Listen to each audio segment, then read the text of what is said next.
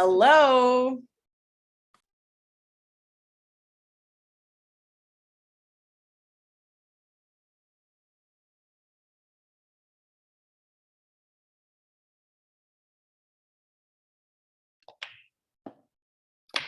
How's it going, Adrian? Hello, everyone who's joining. I actually have the DFS podcast one on. That's nice.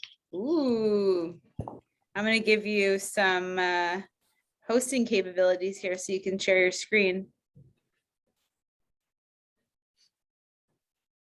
Lost for a sec.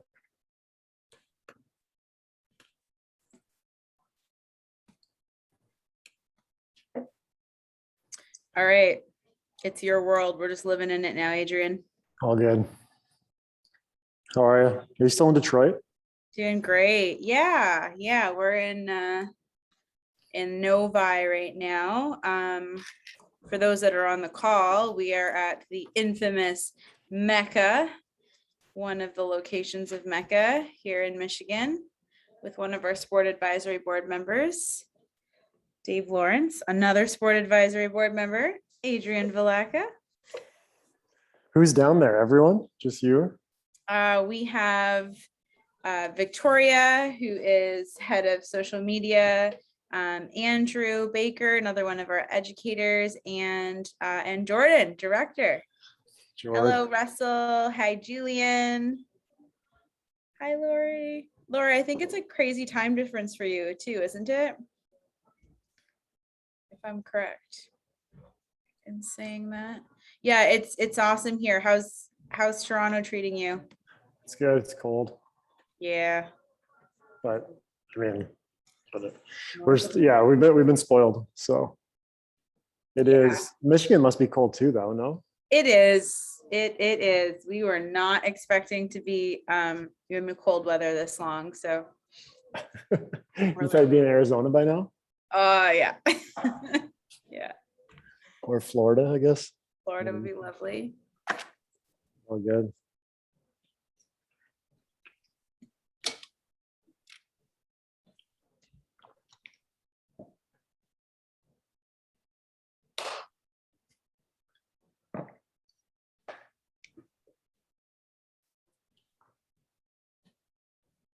We still have some time, so I'll let everyone, I'm just gonna stop my video and mute myself here while everyone just gets a chance to kind of log on. But Adrian, you let me know if there's any tech issues that we need to sort.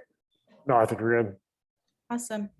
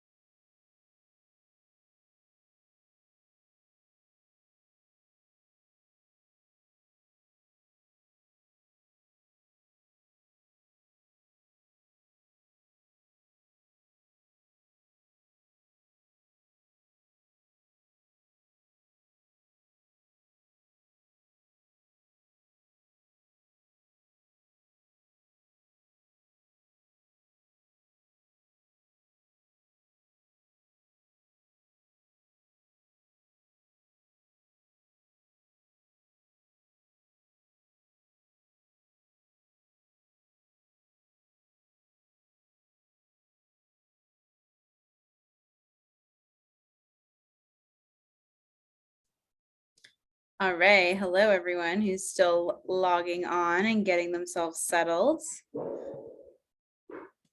We're back. I am going to give everyone a few more minutes. I know we are not necessarily at the 1 o'clock hour, so we will wait until that 1 o'clock Eastern Standard Time to get started. Just give a bit of time here, day before the US Thanksgiving, and also a bit of a weekend coming up kind of soon. We'll give everyone a chance just to get themselves settled and get on board here for our masterclass. Last masterclass of the year, everyone. Massive, amazing speaker who's going to be closing this year off, and super happy we were able to get him in before the end of the year, because this one is going to be a big one. For those who have been following along with the master classes this year and enjoying all the content, thank you for coming back. We also continue to obviously bring amazing speakers and education into this year coming, so continue to stay tuned. And if you are new to the masterclass, welcome.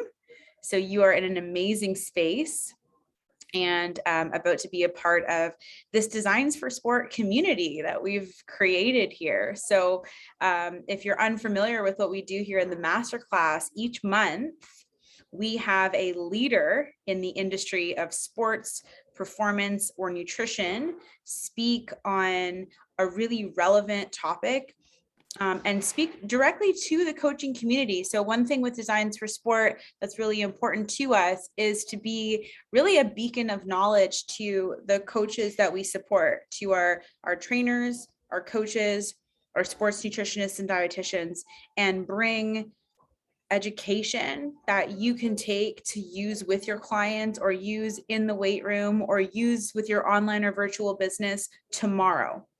That's what we're looking to do here. So I know we're just approaching that 1 o'clock hour, and I see a lot of you logging on. One just little housekeeping is we are going to have our chat that's available, and you are more than welcome to throw some questions in the chat as Adrian is speaking. I will be the mediator of the chat box, and we'll make sure that we get those questions answered. I'll make sure that, of course, I also leave information on how to connect with Adrian after this class if you want to dive in and learn a little bit more. Before I let Adrian start to speak, I do, of course, want to introduce him. If you don't know who this guy is, I mean, you're going to learn, but I'm happy that you're here because he's an amazing person to know and to learn from. So I'm just going to give you a little bit of a teaser. Adrian is the head strength coach at Gary Roberts High Performance Training Center in Toronto, Canada. So head strength and conditioning coach, and he is a Designs for Sport board member. He's a graduate of Lake Superior State University, holds a degree in exercise science, and is constantly inventing new and creative training methods to ensure his athletes gain top performance outcomes and enjoy themselves. In addition to being a leading strength coach, Adrian is himself an athlete. So he actually competed at a professional level in mixed martial arts, retired now, but he can still kick your butt. And he also attributes his success to committing completely to the championship lifestyle. And if that name sounds familiar, there's a reason why today's masterclass and Adrian's business is also called Championship Lifestyle, where he gets to share lessons that he continues to learn along that journey with you. So you guys are all in for such a treat today on our Championship Mindset Masterclass. Again, closing off the year, I think there is no better topic. End of the year always brings in self-reflection. It brings in opportunities to set new goals for next year, see where you're at and where you want to be. And I think that this masterclass is really going to highlight that. So without further ado, Adrian, please. Thank you, Melissa. Appreciate it. I'll get my screen up here, guys, and then we'll roll into it. Everyone can see, I'm assuming we're good. So yeah, this is, I apologize. I've got the most strength coach-esque setup right now. We do a charity every December. So the team's in the office working on it.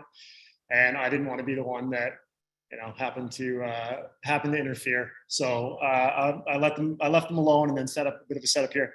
So we'll hop right into it. I know we're on a tight timeline, and I appreciate everyone taking some time out in the middle of the day, especially on a Wednesday. And end of the year, everyone's busy. This presentation I give typically in other areas, as Melissa mentioned, I fought professionally for 10 years. So a lot of times this gets delivered in business settings. We'll go in, we'll talk with companies, we'll get a feel for, you know, what they're working on and how we can help them with mindset and leadership for the most part. That draws off of 10 years of pro fighting and then also time in pro sports, working with some of the best hockey players in the world. If you're in Canada, the name Gary Roberts is somewhat synonymous with hockey. If you're in the US, perhaps not. He's a bit of a pioneer, so it's been a great opportunity. I think one of the somewhat gripes I have with this topic is that it's often delivered in a way that's not accessible for type A personalities. So people who are action oriented find the idea of mindset to be often a little like Costa Rican retreat in a circle-esque. And I don't mean that in a rude way. We go down there every year and relax, but we want something that's action oriented and can actually be applied to our coaching and to our lives. And this presentation could have been called Developing Mental Toughness in Athletes. That might have been a equally apt title, but it's kind of the gist of what we're going to talk to today. So hopping in, a little bit of an overview. We're going to talk about just the problem itself. We're going to talk about the Antichamp, some statistical support. We'll get into growth versus fixed systems 1 and 2. The EAF system, which is something that we've actually implemented in our own gym, working with athletes. That's fantastic, that I think you can take out into your gym, into your practices right away. Physical learning, and then a couple of action steps. So we have a problem. Our ability to tolerate adversity has diminished, and I believe that we, coaches, trainers, health professionals, have an obligation to help rectify this problem. Now, everyone listening has their own struggles and adversity. So mindset, I think, is a very interesting thing. You know, we look at someone like Cameron Haynes, which I'm sure most of you are familiar with. Cameron Haynes is a well-known hunter. He's on the Joe Rogan podcast with regularity. He's also an ultra marathon runner. You know, you could pick any of those. Courtney Dahlwater is another great example. David Goggins is another great example. And we look at the level of adversity that they've gone through in their life, and we think that they have some mythical level of mindset and perspective. And that's really not the case. You know, everyone on this call has adversity, whether it's a loved one dying, whether it's in the gym training hard. I saw Melissa's Instagram story this morning, squatting and doing pull-ups, I think. So we all go through this in our own little microcosm. And they did these great studies looking at happiness, which is very similar in the way that you study it. And they compared conjoined twins with an able-bodied person. And the idea was, how could they be as happy as this other person? You know, they don't have the ability to dive into the ocean and go for a swim, to ride a bike and feel wind blow in their face, to, you know, travel across the world and sit on the edge of the ocean and sip a glass of wine with someone they loved. So the idea was they could not possibly be as happy as someone else who is in that position. That's actually false. It turned out to be false. They gain happiness from different things, you know, having a piece of cake in the living room, their favorite show on TV. And if we think about happiness gradients, they just adjust. So if they have different experiences than you do, it adjusts in. So adversity is the exact same thing. You know, we have a tendency to have a bias and to get into this narrative where we're like, oh, it's you know, like millennials are lazy, or like Gen Z is lazy. But I think every generation previously has said the exact same thing about the generation below them. So when I got into this topic and I started discussing it in more detail, I wanted it to be with a more analytical bias. I wanted it, or excuse me, yeah, more analytical approach, less of a bias. I wanted it to be more concrete and some real proof around the topic, as opposed to just this general group think idea that we can fall into, especially because everyone on this call probably falls into relatively similar political, socioeconomic views, right? And so you can start to perpetuate this cycle where we just think like, oh, you're not tough enough, or oh, you didn't do this. And I just don't think that's helpful for you. It's also not helpful for your clients. So with that said, this certainly wasn't something I thought about my entire life. About 6 years ago, I had a fight, an opportunity, and I've had a couple of these fights actually. I had an opportunity to win and get to sign with the UFC. So for those of you that know fighting, the ultimate fighting championship. That's the NFL, the NBA, the MLB, the NHL of pro fighting. So I had an opportunity. It was down in Pittsburgh at the time, at the American Eagle Center.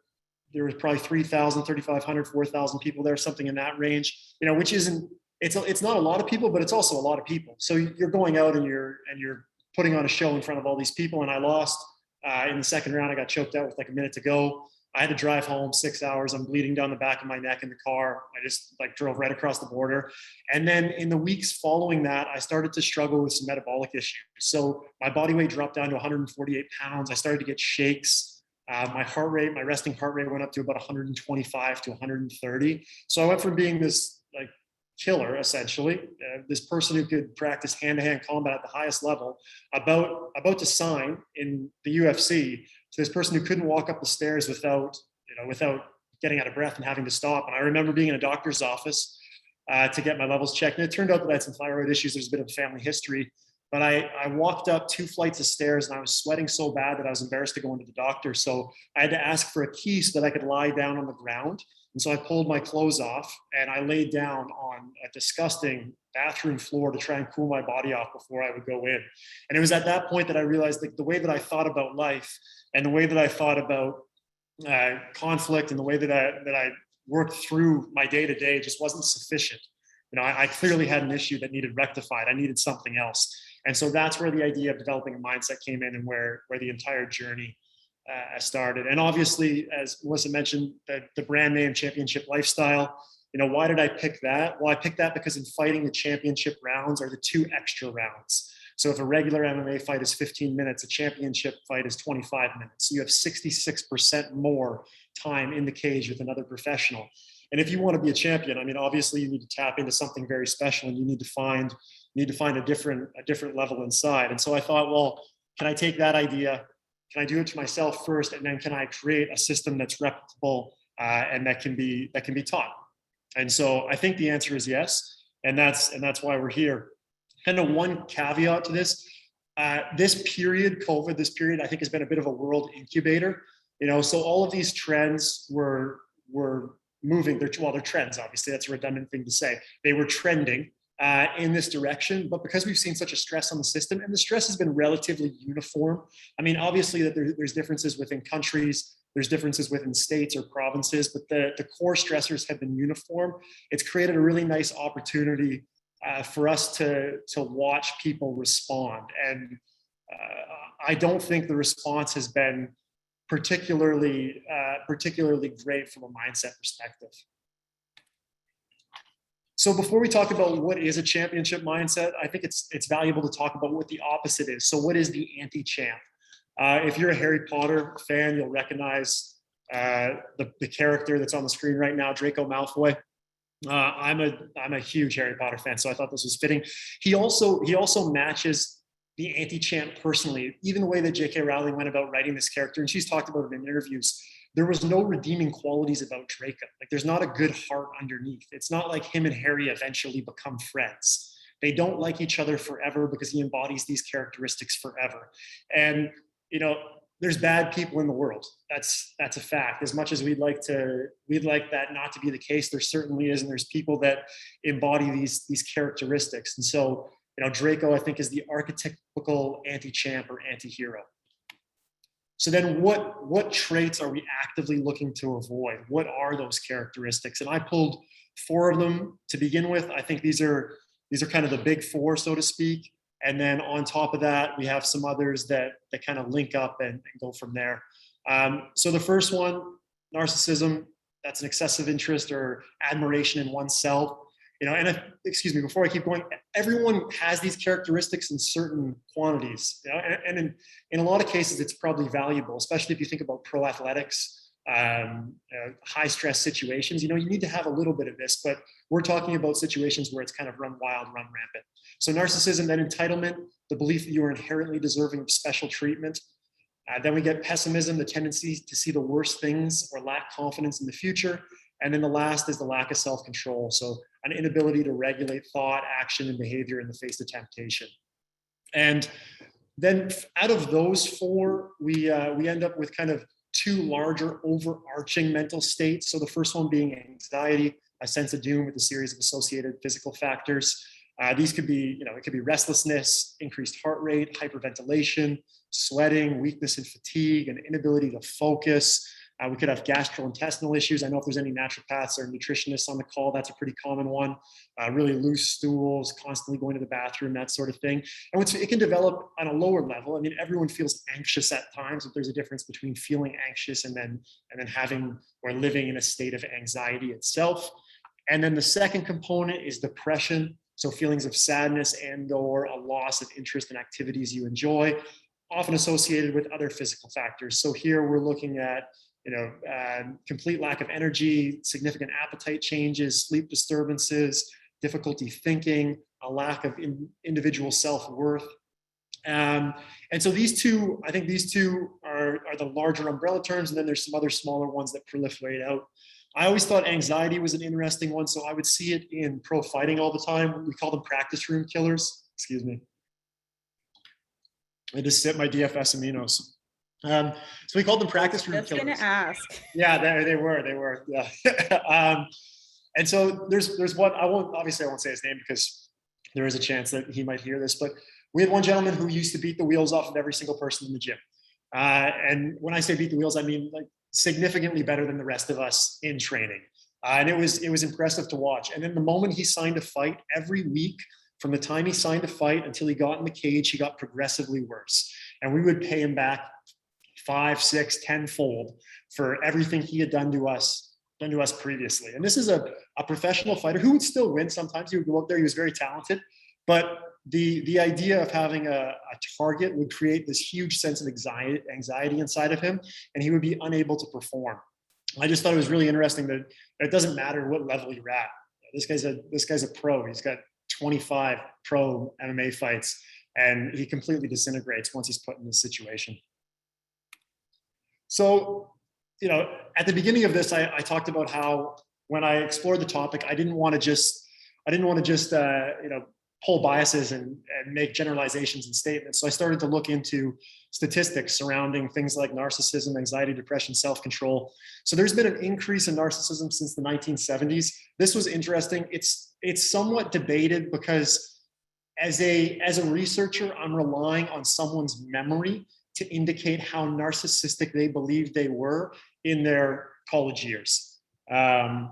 With that said, they would have had to misremember by a substantial factor for there not to be an increase. It's also interesting because college students in the 70s, and this is as far as they've gone back in the study, in the 70s were skewed male dominant. Colleges present day are skewed female dominant. It's about 60-40 now. Prior, it was 80-20, 70-30. And overall, males skew more narcissistic than females do. So taking that fact into consideration, you have to think that we've decreased the number of males in the sample size, and yet still narcissism has risen, which would probably indicate, we need to look at it further, that there is a general rise. Even in studies that didn't see any narcissistic increases, they saw significant increases in materialism, which I thought was quite interesting. So, we've changed our value system somewhat, and we've put ourselves at the center, it would seem. Self-control, this one's readily evident, I think, over the last 18 to 24 months. So we've seen a 60% increase in opioid deaths and a 12% increase in total alcohol consumption. That's in Canada itself.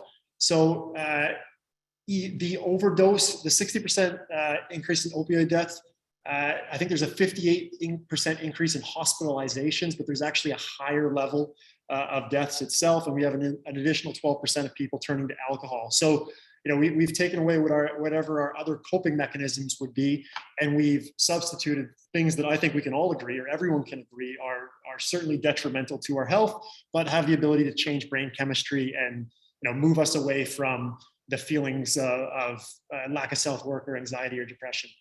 And then anxiety and depression, of course, there's been a ton of articles that have come out. CAMH has released a couple, Sick Kids has released a couple where they've seen significant increases in youth anxiety and youth depression. I think the Ottawa General was talking about a 600% increase, and I'll fact check that for you guys, but something like in the hundreds of percentile that was very substantial. Globally, we've seen an increase in 300 to 400 people per 100,000 who are reporting anxiety and depression, and that's across 204 countries. So they've taken a fairly substantial data size, and they've looked at different socioeconomic numbers. They've looked at different environments. I would assume as a result of those 204 countries, you're looking at different religious components. So they've adjusted for several of those factors, and a 300 to 400 per 100K increase equates to roughly 50 million across, which brings the total number up to roughly 300 million reporting anxiety and depression at any one time, which I thought was fairly substantial. And so why does that matter? Well, it obviously indicates and illustrates the initial point, which is that we're not coping as well as we used to. Like, we're struggling to deal with adversity, and we're turning to things that are inherently poor. And so then why does that matter for you and myself and listening to people on this call? Well, you have one of the best environments, the gym, the kitchen, for teaching these lessons, and you have an opportunity to make a real tangible benefit in people's lives. I'm not sure, Mel, have you had Preston on to do a masterclass yet? You guys have? He will be in 2022. They had a very busy season this year. All good. So one of the things that I really like about Preston is that we share a very similar philosophy on high level athletics. There's not that much I can do to make them better. They're already fantastic. Like, I'm trying to make micro changes. I'm trying to keep them healthy, perhaps. But in terms of like their ability to express athletic capabilities, as coaches, we have very little impact. And if you think at that level, and don't get me wrong, at lower levels, there's a lot, but at a high level, if you think that you made an athlete, I think you've missed the boat by a wide margin. But this is an area where you can have significant benefit. So if you can shore up the mental side of their performance, if you can shore up the mental training aspect and their ability to respond to stress and their ability to respond to resilience, whether it's court, field, ice, mat, whatever that is, now you have a gigantic opportunity to have a real life-changing impact on that athlete's life. From a Gen Pop perspective, if we can improve their mental functioning, their mindset, well, now we can get better client adherence, we can get better results, we're going to have better retention. I mean, think about it. If you have a client that's completely dialed in and understands what to eat every day and comes to the gym and trains as hard as they possibly can and is willing to push themselves past what they would have otherwise, of course, you're going to end up with better results. And then you get to take pictures like Mecca has on their wall, because you've had athletes that have just pushed themselves to the point where they can create those huge adaptations that you're going to see as a coach. And what's going to happen? Their friends are going to see it, and your client base is going to grow. So I think that as strength coaches and health professionals, trainers, we have a huge opportunity here. But then we also have a responsibility, because a person doesn't just come to you for exercise advice. They don't just come to you for a program. If they wanted that, they can go on bodybuilding.com. They could search whatever they want, hypertrophy, body composition, and they could pull a program off. They can go on YouTube, they could watch the videos, they could go to the gym. So it's not like information doesn't exist. Everything's already there. They're looking for something more substantial. They're looking for life change. They're willing to be vulnerable with you in a real way. And in return, they want you to help change them for the better. So as much as we think, we're maybe just there for physical reasons, or we're just there for nutritional reasons, we're there for much more than that. And that's a whole separate conversation about why you should price yourself more effectively. But really, that's what people are there for. So you have an obligation to help change their life in a real tangible way. And so I think it would be better if we created an actual system around this mindset shift, as opposed to just doubling down on nutrition and training and hoping that they get it through osmosis, through kind of that corollary benefit. It's like, well, let's put a focused system into what we're doing. And then, of course, for us personally, like, no one's above it. As I was going through and reading all of my notes today, it reminded me of things that I had done today that were poor, I had done this week that are poor. So it's just a good reminder, and it's a good system for you personally. Okay, so where does mindset come from? Where does a mindset come from? I've only highlighted 3 things here. I mean, by no means this is an expansive list. There's certainly substantially more, but if we were to distill it down to 3 different things, the first is genetic predisposition. I mean, it should be no surprise to everyone on here who's a coach. Not everyone receives the same gifts in life. There's a saying that we use around the gym all the time: God doesn't give with both hands. It's, it is true. You can't get everything. And some people I do believe are blessed with a little bit more mental fortitude than others. So they've done a series of studies on this. Psychiatric Genomics Consortium did a really interesting one looking at PTSD across a series of civilian and military groups. They had a 5 to 20% gene impact on your expression of PTSD post-combat. There's a book that I read, and I was trying to find which book it is, and I apologize. I will keep going through the list and try and find the spot. But they were talking about childhood trauma, like real significant childhood trauma. So we're talking like death, rape, assault, either personally or close family members. And they were seeing a 50-50 split in post-event adverse effects. So 50% of the children, as they grew up as adults, had no issues whatsoever. Another 50% kind of carried that forever and had a really substantial impact with it. And so in that study as well, they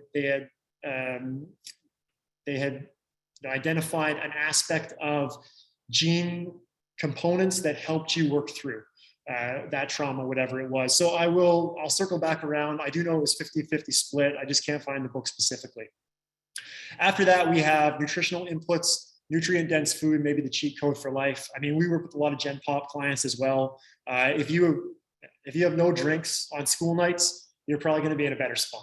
Like there's some very simple changes that we can make related to coffee, alcohol, sugar that have huge impact on your ability to process mentally. And like I said, I don't need to stress that to you guys at all. We're well aware of the connection between the gut and the brain and what that can do.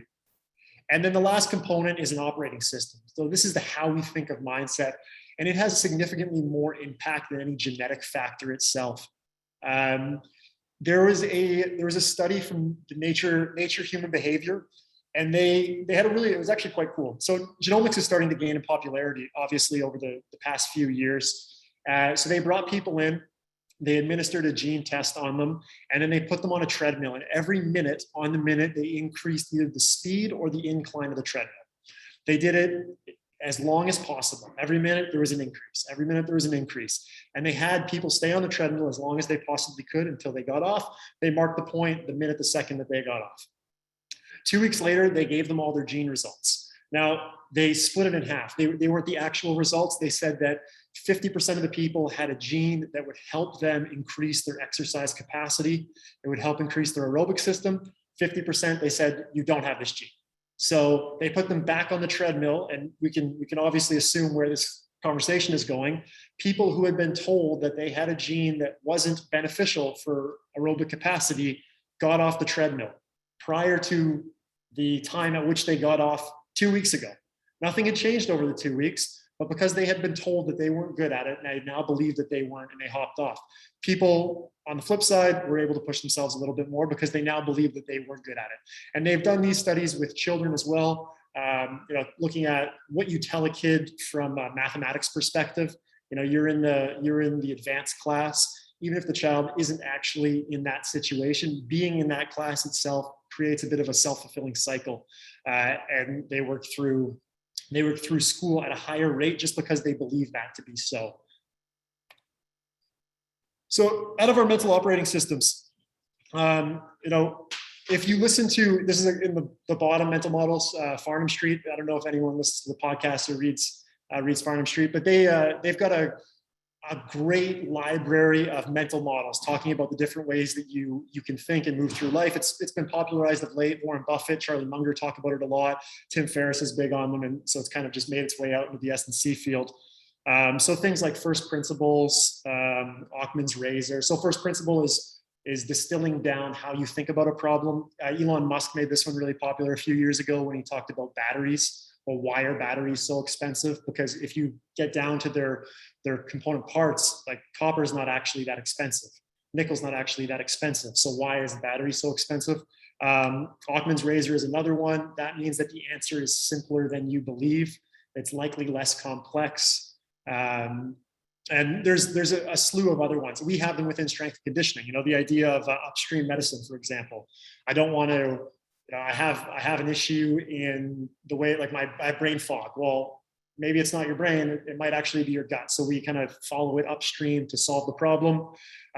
Big rocks is another one that's talked about a lot in S&C. It's similar to Occam's razor, where you want to have the simplest answer, right? So you just keep scaling it back. You know, just a squat is probably a better option than standing on a Bosu ball with chains. And you gotta kind of hit those targets first. So these systems are all great, but they all come from one of two operating systems. And Carol Dweck is the leading researcher. She's got a book called Mindset. I highly suggest everyone reads it. And it's around growth or fixed. So either you have a growth mindset or you have a fixed mindset. And if you have a growth mindset, then you believe intelligence and talent can be improved. It's a malleable skill. If you have a fixed mindset, you believe intelligence and talent are static. And it's interesting because you don't expect, I mean, I guess I didn't expect to see like pro athletes in this situation, right? They play pro sports. Obviously, they know that they can get better, but it certainly exists in that arena. It exists in the world of business. People believe that they're at a cap. And sure, perhaps we can only make micro adjustments from that point, but we certainly can still make adjustments. With the general population, you see this all the time inside of the gym. I can't do that. Excuse me, I can't do that. That's not for me. I'll never look that good, right? So they've already created these boxes, and they've created a fixed mindset around it. So how an individual responds to these aspects is crucial, and it kind of gives you an indication of the way that they think about things. So IQ, either you can or you cannot improve it. Motivation, either you view it, it's a challenge, or you avoid challenge altogether, right? Effort, you think it's necessary, you're not, I don't need to work at that. That's usually someone with a fixed mindset. They don't believe that they need to work on it. They don't believe that they can actually get better. So why even, allocate the time and the effort into it? Failure is another one. Do they think it's final, or do they think it's just a minor setback? And then feedback. So do they take it personally, or do they embrace that feedback and then move forward? And they've done a lot of great studies with patients, not clients, inside of MRI machines. And they'll ask them questions, have them answer, tell them if they got it right or wrong, and then provide feedback. And depending on what mindset you fall into, different synapses and different areas of the brain will light up, and we'll see more activity. So it's interesting, someone with a fixed mindset during a feedback section will have very little brain activity. They don't actually care, whereas someone with a growth mindset will show substantially more activity at that time. So speaking of that brain activity, here we're highlighting a couple of the aspects. So these are, the brain is highly complex. These are three of the components that are very valuable with mindset. There's certainly not all of them.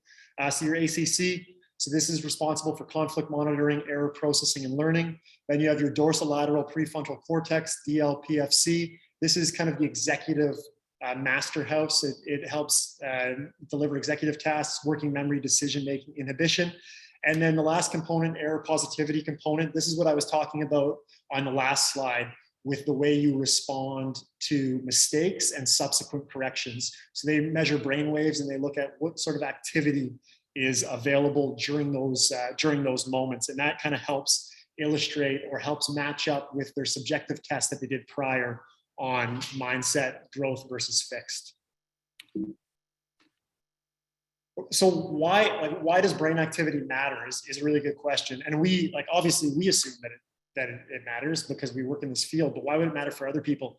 And I think the big one is that it shows that mindset is just a biological phenomenon. It's just like any other. Which means if it's a biological phenomenon, then it's also trainable, right? And that completely changes the way that we look at the question. So instead of just being given something, having a fixed mindset, this is what it has, you can actually illustrate the ability to train this through different anatomical aspects. No one just wakes up in the morning and says, I'm going to be, okay, a couple people do because they got great genes, but I'm going to be 6% body fat. That doesn't just happen. You make a conscious effort. No one says, I'm going to pull, if there's powerlifters on there, no one says, I'm going to total 1,900 pounds at 200 pounds of body weight. You just don't do that. You go out and you work towards it. And mindset is the exact same thing. So mental toughness, you can actually train for that, and you can show people how they can train for that. And especially if you work with athletic populations, young athlete populations too, you can really illustrate that they can make a substantial increase, but only if they work at it. It's also valuable to mention that mindset, mental toughness, it's specific. So if you pick me up right now, put me in a car, brought me to a cage, put my stuff on and locked the door and said, you have to fight for 15 minutes, like, okay, I can get through it. But if you put me in the ocean and said you need to swim for a kilometer, like I probably couldn't get through it, even if I could physically get through it. My mind isn't hardened for that kind of task. And so the good example that gets used all the time is a CEO and a Navy SEAL. We can probably both agree that someone running a multi-billion-dollar company has a great mindset. They're very mentally tough. So is a Navy SEAL. But if you switch them, it doesn't mean that they can do it right away. They probably have the baseline and they can build themselves up, but they'll fail, they'll get frustrated, they'll struggle, they'll have feelings of overwhelm. So it's important to know that as we train it, it has to be done in a manner that's specific to the task at hand. Okay, so building off of those different anatomical aspects, decisions and systems. Daniel Kahneman, he's an American-Israeli psychologist, economist, Nobel Peace Prize winner. Think Fast and Slow is his most well-known book, New York Times bestseller. If you're ever looking to kill some time, well, I shouldn't even say that. If you're looking to learn, I highly suggest you go on YouTube. He's got a series of TED Talks, Google Talks. Him and Nassim Taleb have about an hour and 15 together. And so his entire research was based around two different operating systems in the brain. So thinking fast and slow, system one, thinking fast, system two, thinking slow. So system one is essential for survival. It sacrifices accuracy for speed. This is the I'm out in the wild and a bear walks in front of my path system, that sympathetic fight or flight. System two is higher level thought, complex decision making. This is when you sit back and reflect on it. So why are these two systems valuable for mindset? Well, they dictate how we should train and what we should do, because mindset is really just an action bias, and it's an action bias for the correct decision.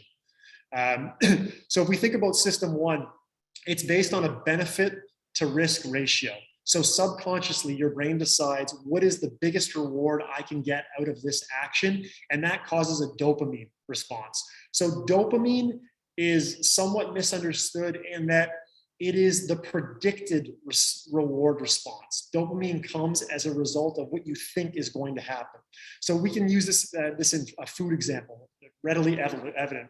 It's the end of the day, I go home, there's a beer on one side and a water on the other. Which one do I pick up? So system one would say, okay, water, relatively boring, beer, alcohol, nice taste. I think I'm gonna get more of a reward. I'm gonna pick the beer. And that's system one working right away. If I had 20 of those beers that night, the next morning I would wake up, I would be hungover, I would feel terrible. I would go to work, I would come home. That night, there would be a beer on one side and a water on the other. Now, system one would now associate all of that discomfort, all of that hangover with the beer. And so it may pick water, or it would lower the dopamine response associated with that beer. So we have the ability to manipulate how we feel about it based on what happens after our decision. System two, this is when we get into our higher level thought and our complex decisions. So sticking with that same water beer example, I come home at the end of the day, I see them both. I go to reach for the beer, but then system two kicks in and it says, no, Adrian, we're training for something. We've got a trip coming up. We want to look good. We want to feel good. We got a big day tomorrow. It overrides my initial system one response, and I go and I pick up the water. But system two is finite. So we get decision fatigue. This is where you've heard decision fatigue. It's a result of system two. It's very labor intensive.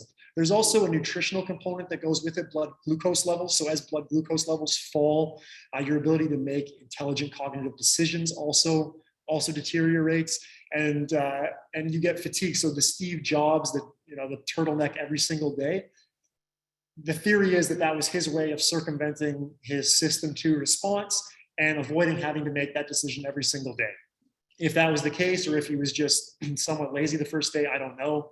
He probably could have picked a better looking shirt to wear for the next 20 years of his life than the turtleneck, but nonetheless, it accomplished what he set out to do. He got to save that brain power for later. So why is this important for us as strength coaches and trainers working on mindset and mental toughness? Well, it shows the way in which we need to relate to our athletes. So how do we improve it? We need to reframe all of our training, all of our decisions for value.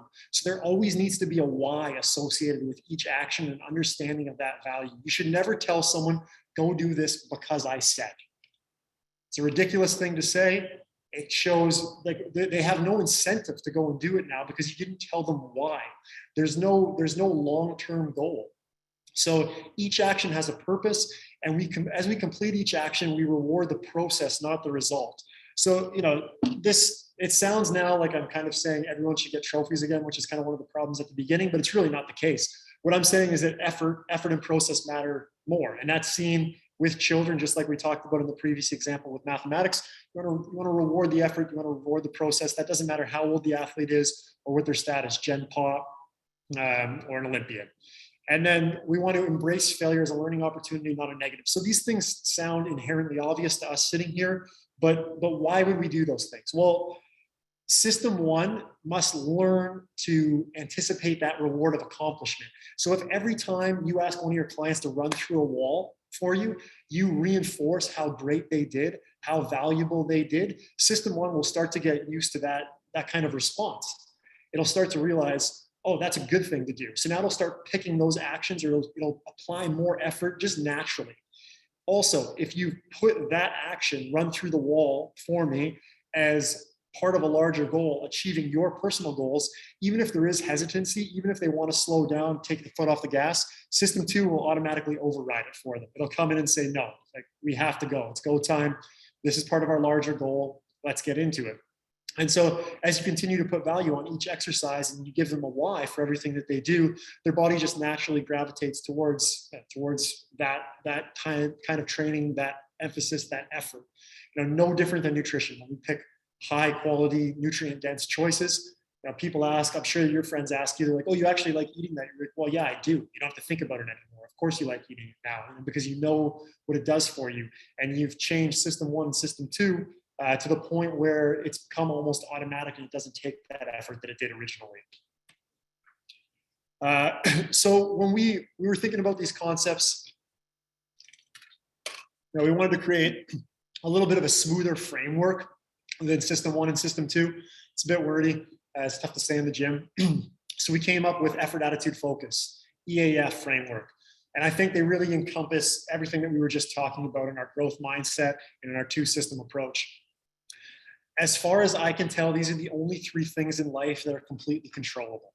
I think everything else is just a byproduct of these, or just a segment of these 3 items.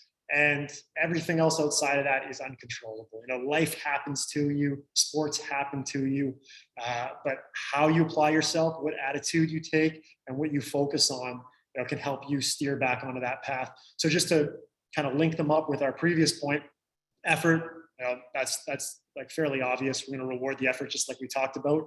Attitude and focus, those tie in with our System 2. So what are we looking at long term, and then what are we approaching our present task, or how are we approaching our present task relative to our long term goal? So EAF is just a faster, easier way to talk to your athletes about it, and I think it's just really, really valuable to have frameworks in which you articulate and develop your skills. So Champ tools. These are things that I think can help develop that championship mindset or help develop that mental toughness. The first one are mindset sessions. So focus on mental training as a session itself. Pad work in boxing is a great example, but we could pick anything. I think pad work is a great example because it requires you to be cognitively aware of what you're doing from a technical perspective while under fatigue and duress. So I need to have my hands up. I need to have my elbows in. My punches need to go from my face to the target and right back. And so even while I'm fatigued, we're practicing maintaining that strict technique. And that's valuable because in a fight, obviously, I'm not going to be subject to getting knocked out because my hands will always be where they're supposed to be. But you need to stress the system to do this. It could be running up a hill, focusing on strict form. You cannot let your form deteriorate despite the fatigue. Okay, well, we can do that, but that needs to be the focus of the session. You can't just toss someone on an assault bike at the end of the session and say you're doing mental conditioning. Well, that's not the case. We're just grinding, which is fine. It has a purpose, but it's not to reinforce mindset. The whole point of the session should be to reinforce that mindset perspective, to teach them how to work through that system and see the effort and see the value and the reward that comes at the end of completing it. The second component, track and measure. So objective tools to show progress, both physical and emotional. We probably all do this in our practice already. We write down the weights that our clients lift. We take body fat. We look at how their aerobic system improved, how their VO2 max improved, something like that. And that's great. You need to have some sort of objective feedback. I would suggest tossing in some sort of subjective questionnaire as well that goes with that. How did you feel today? What were your stress levels? How do you think you handled it? 3 questions, super easy, and you can roll from there. The next one is journaling. This is another topic that I think gets looped into the Costa Rican sunset fireside chat and becomes a little bit difficult for type A personalities to approach. We think, like, I don't have time to journal. I got to go to work. I got to go train. I have to go do this. When in fact, it has gigantic benefit. Nassim Taleb talks about it. I think he's one of the forefront thinkers of our generation. He talks about it in several of his books. 2 reasons for it. One, you can't possibly remember what actually happened after the fact, right? We change the narrative to dictate what we want to hear. So it's an opportunity to capture memory in time and then go back and revisit as you need to. And then the second component is that, and I believe it's 15%. I'll have to check this as well. I know it's in one of the books. I was looking through, but I couldn't find it. There's a 15% increase in peace of mind amongst high performers who choose to journal or diary as opposed to those who don't. So I think 5 to 10 minutes at the end of the day to jot down a few notes to know that you could get a 5 to or a 15 +% increase on your cognitive functioning it's pretty substantial. It's a great ROI. And then the last component of this is kind of old books. So there are no new problems in life, for humans. Like every problem that we're trying to solve is an old problem. And so old books are often best for solving them. And this is an evolve conversation. So we could, Unfuck Yourself is a really popular book these days. I think it's Gary Graham maybe, but anyway, great job. But the concepts that he's talking about are the exact same as what Marcus Aurelius talked about in Meditations, right? So if you have an old problem, go to an old book. I think it's more valuable to get it from the source as opposed to a distilled down version. Do you have to think longer about it? Yeah, of course, but that's kind of the whole point of trying to solve a problem. So just kind of quick last little segment. If you know the hockey world, you know who this gentleman is. He is the Michael Jordan of the game. And I'm fortunate to call him a friend, and so I can talk about this without him feeling uncomfortable in any capacity. Connor had a potentially career-ending injury 2 years ago now. He went into the post going 46 kilometers an hour. He tore his PCL, he tore his popliteus, he tore his MCL, he shattered his entire knee, broke the head of his tibia. And so now you have a kid who's 23 years old wondering if he's ever going to play the game of hockey again. So obviously there's a huge mental aspect that goes with that. And an opportunity to be with him essentially every day for that 3-month period. And so part of what we did obviously was training, and then our team did a great job with treatment and nutrition. But another component of it was just his mindset, so reframing everything and showing the progress. He doesn't feel like he's making progress because he's used to playing hockey, but he is making great progress. And just having those effort, attitude, focus reminders every day for 7 weeks. He went in a hyperbaric chamber for 2 hours. That you can't find a more boring action to do every day than lie on your back in there and just watch like old movies on DVD.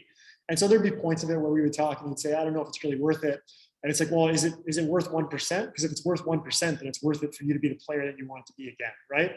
And so it was a cool opportunity to see those skills in play and work through it. And obviously the athlete needs to be dialed in on it too, but if you can help shift that even just a little bit, because like I said at the beginning, what Connor does, I have no impact over. He's fantastic. He could do yoga and balance on a stability ball in one leg with a hula hoop, and he would be fine. Like he would still be the best player in the game. But if we can help him get through those moments, keep him mentally focused, strong, dialed into training, the sky's the limit for someone like that. And so Michael Jordan, cut from his team, Babe Ruth, most strikeouts in a decade. He had the most home runs, but he also had the most strikeouts in a decade. Stan Smith, this is one that I didn't know until about a month ago, tennis player. He was actually rejected from the Davis Cup to be a ball boy because they said he was too uncoordinated to pick up the balls. So obviously, well-decorated tennis pro. And Tom Landry is another great example, NFL coach, 0 wins in his first season. He now, as he retired, had 2 Super Bowls, 5 NFC titles. So I thought that was fitting because you're at Mecca with all the Super Bowl football boys. But yeah, I think there's huge value here. If anyone wants to talk later offline, I'm happy to do so. I think if you could take a few of these things, incorporate it in, and really enhance what you give your clients, you've got a great opportunity to make a real change.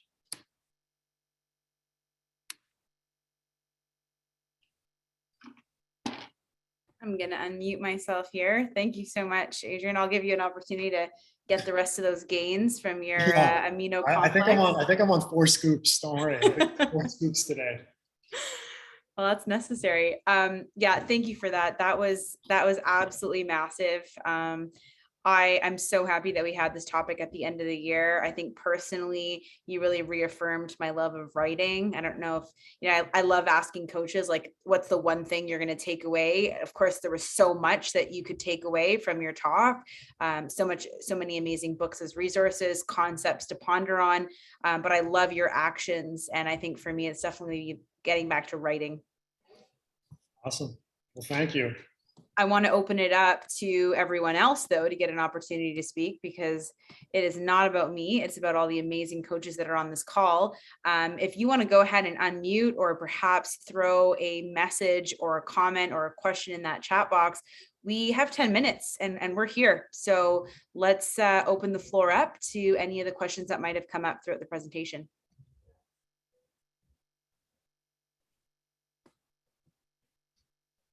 Nobody ever wants to be the first. It doesn't matter how old you are. I don't do it either when I'm on the other end, so I can't say anything. Look. I will say nothing. No, here's your opportunity, everyone. I mean, amazing coach, someone who's had the opportunity to work with some of the best. So definitely bring your questions, unmute, chat box, whatever works best. I've unmuted. It's Eric Usby. I'm Hi, chiming in. Hi, Melissa. How are you? Doing well. Good to virtually see you. Good to see you virtually as well. Although I've left my image off. Adrian, thank you so much. It was both inspired and inspiring to hear what you had to share. I did take the opportunity while you were talking. You were the first person who has referenced David Kahneman. I was actually given the book Thinking Fast and Slow as a gift last Christmas by my girlfriend's father.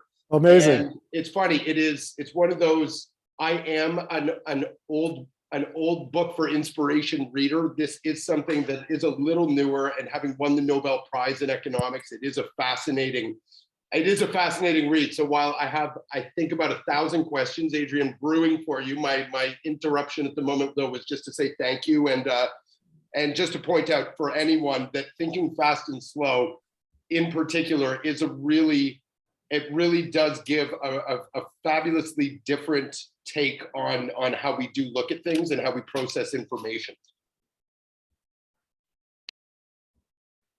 Thank you so much for that, Eric. I love the book recommendations, and I think we have so many amazing opportunities, especially with Audible.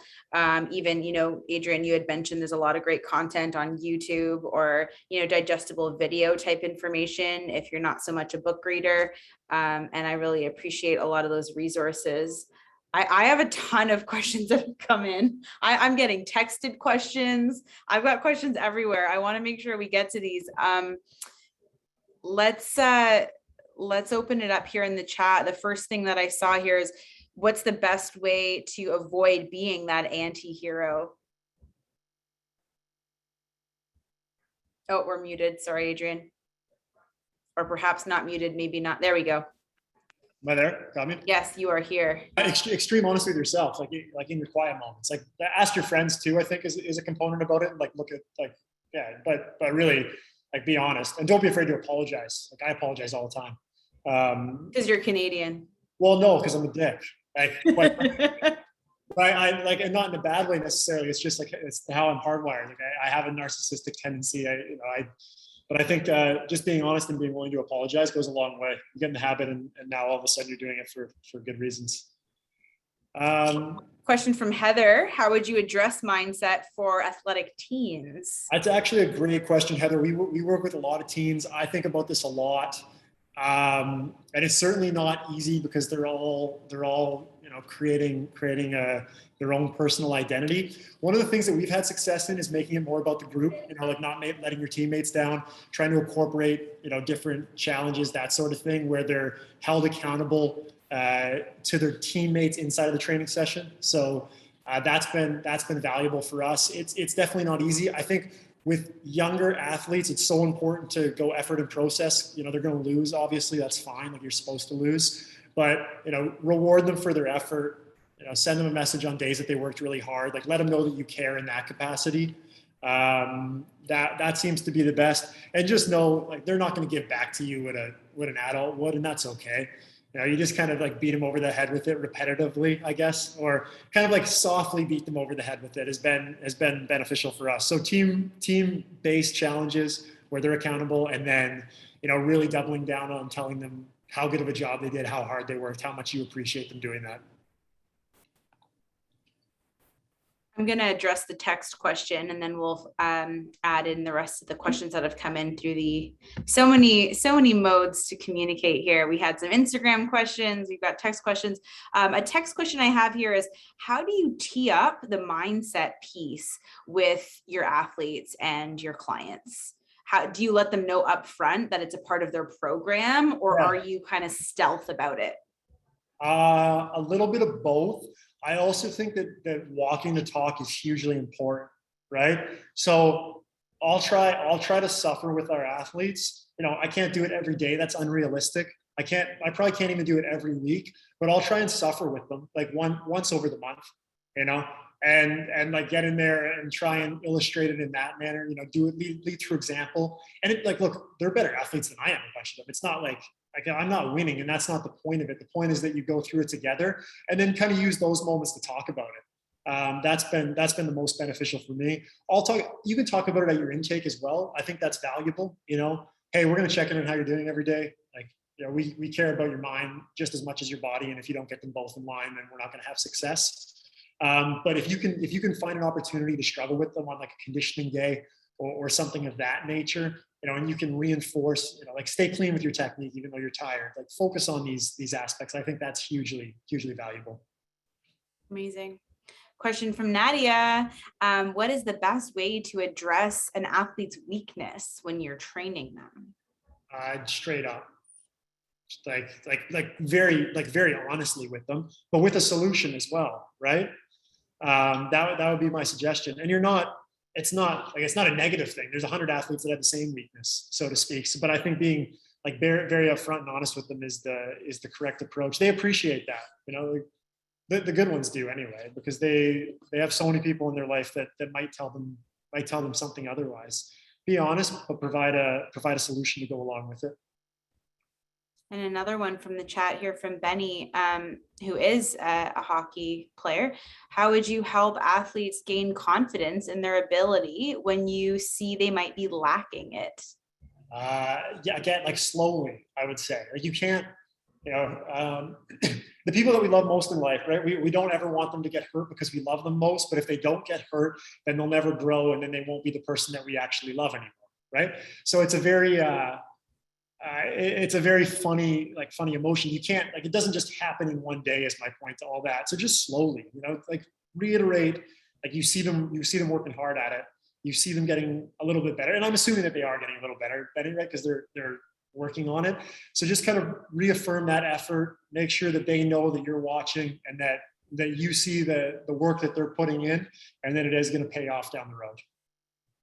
I actually have a personal question, because addressing mindset was something that it actually took me 5 years into my nutrition career. I don't coach physically with clients. I coach through nutrition and lifestyle. And it took me 5 years of trying to become a better coach, i.e. taking more nutrition courses, doing more certifications, putting more institutionalized knowledge under my belt. And then I don't know really what it was, that the light bulb moment, but I thought, I need to address more of change psychology versus getting more knowledge under my belt. What was your journey in integrating in this mindset piece into your coaching?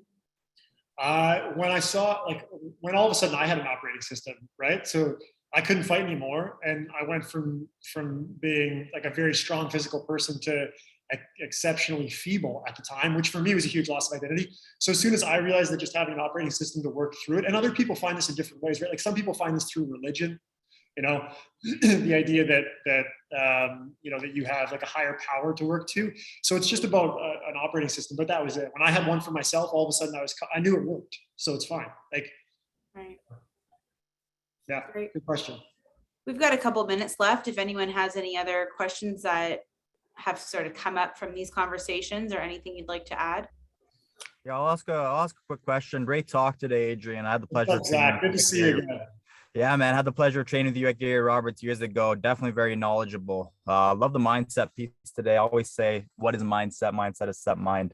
But with that being said, man, I know, you know, you're working at Gary Roberts. You worked with so many hockey players throughout the years now.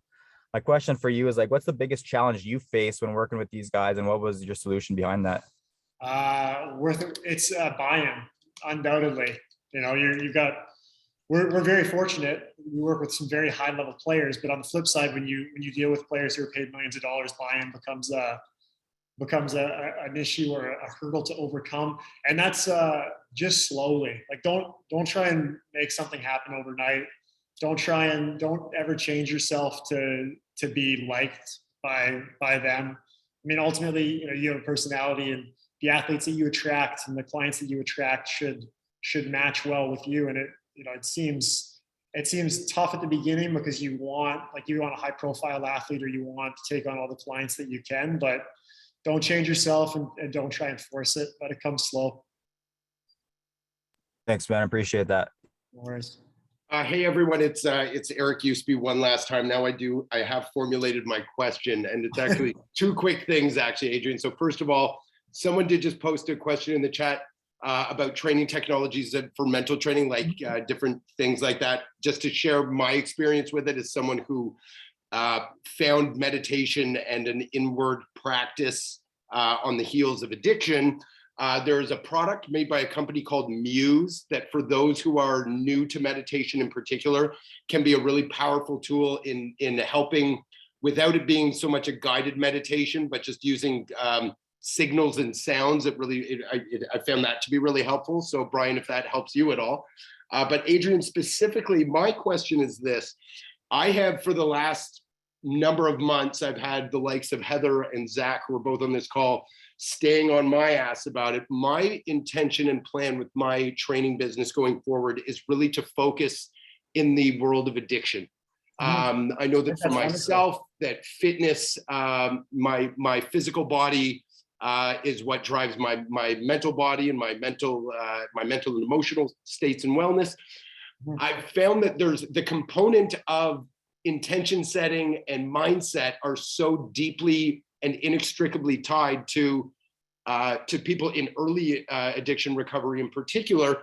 I guess even just to put the one question to you, although it's too broad and I apologize in advance, but what advice would you maybe give to me when starting to work with someone new who is, again, in early addiction recovery, and how I help them to create a mindset that sets them up to be successful, rather than something where we often have a predisposition to failure and then falling apart. Yeah, absolutely. I think that, like, we're all addicted to something, obviously. So I think that's a great business. Just like, obviously you're helping people, but it's wonderful to be able to exist in that space. So congratulations, just as a start off. That's a good question. You know what? I'm gonna think about it, Eric, and contact you offline if that's okay. Awesome. You know what? I appreciate. Yeah, awesome. I appreciate the attention to the question. So thank you very much, and thanks again for your contribution today. Oh, thank you. Awesome. Thank you, Melissa. Appreciate it. Yeah, you're most welcome. Thank you, Adrian. That brings us just a couple minutes past the hour. So what I will say as a final question is, how can all of these coaches connect with you offline and continue to follow along and see the amazing work you're doing with Championship Mindset? You can, I'm on social, Championship Lifestyle. Feel free to shoot me a DM there. You can email me, train, TRAIN @GaryRobertsHPT.com. We also do a podcast, Leaders in Sport, DFS podcast. I think the frequency is going up to 1 a week in the new year. So there'll be a lot of opportunity to listen to my voice on there, should you so choose, and some other great guests. yes, for those of you that have not seen Adrian and Sylvie in the Leaders in Sport podcast, you can access the podcast. I think we're pretty much on all, streaming services, like wherever you listen to your podcast, you can find us. Mhm. Yeah. Everywhere. Heather says create a course. I think, Thank you. Adrian, we're very fortunate to have Adrian a part of our sport advisory board, and our claws are not going to let him go. So we'll absolutely have more content from him in the new year. So thank you so much. Thank you to all who attended. This is our year close off. So, we'll still be providing some really great content, and follow along with us on Instagram as well as Adrian's Instagram. And if you need to connect with him and get that email address again, you can of course reach out to me or reach out to Designs for Sport. So with that being said, have a great rest of the day, everyone, and happy Thanksgiving for the Americans on the call, and we will see you next time. Thanks, guys. Take care. Bye.